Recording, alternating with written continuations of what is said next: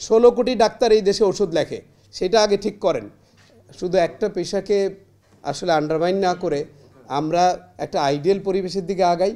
Health সিস্টেমের total রিফর্মটাকে আমাদের চিন্তা করতে হবে। নন কমিউনিকেবল ডিজিজ যেভাবে এপিডেমিক হিসেবে আসতেছে, সেটা কিন্তু প্রত্যেকটা ফ্যামিলি সাফার করছে। আমি জাস্ট একটা স্ট্যাটিস্টিক্স দিয়ে আপনাদের শেষ করব।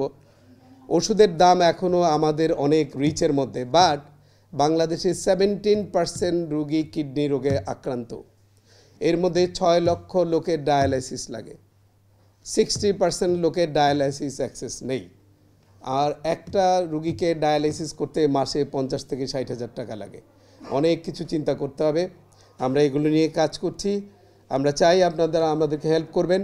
টোটাল হেলথ সিস্টেমের একটা রিফর্ম লাগবে। রিফর্মটা এই জন্যে দরকার, অ্যাজ আই সেইড আর্লিয়ার, কোনো দেশের হেলথ সিস্টেমই কিন্তু 100% ঠিক না, কিন্তু আমরা রিফর্মের যেই জায়গাটা সেটি আমরা শুরু করতে পারিনি। That we have already started. আমরা বিভিন্ন সময় আপনাদের সঙ্গে কথা বলবো, এই ড্রাফটগুলি নিয়ে আপনাদের শেয়ার করব। পুরো সিস্টেমটা আমরা চেঞ্জ করতে পারলে হয়তো এই আলোচনাটা অনেক অ্যাডভান্স লেভেল আলোচনা, সেই জায়গাটা আমরা নিশ্চয়ই পৌঁছতে পারবো। ডক্টর হামিদকে আবারও ধন্যবাদ। খুবই গুরুত্বপূর্ণ একটি আলোচনা আপনি এনেছেন। এই আলোচনাটাই হেলথ সিস্টেমের রিফর্মের দিকে নিয়ে যাবে। This is a very important part of discussion. I would appreciate everybody. অনেক লার্নেড লোকজন আছেন, আমার চেয়ে জ্ঞানী সবাই। আমি আসলে একজন ক্লিনিশিয়ান, অতটা বোদ্ধাও না। এখানে ফার্মাসিউটিক্যাল ইন্ডাস্ট্রিজের অনেকে আছেন।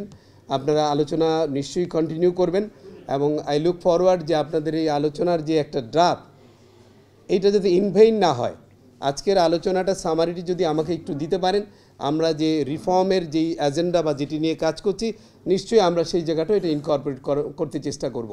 We do not have any agenda apart from changing the health system that will be pro people. এবং সরকারকেও আমরা বলতে পারবো যে এই সিস্টেমটাতে গেলে আমাদের হেলথটা ঘুরে দাঁড়াবে। আর হেলথ যদি ঘুরে দাঁড়ায়, 16 কোটি মানুষ যদি সুস্থ থাকে, বাংলাদেশ অনেক দূরে গিয়ে যাবে। আপনাদের সবাইকে অনেক ধন্যবাদ। আমাকে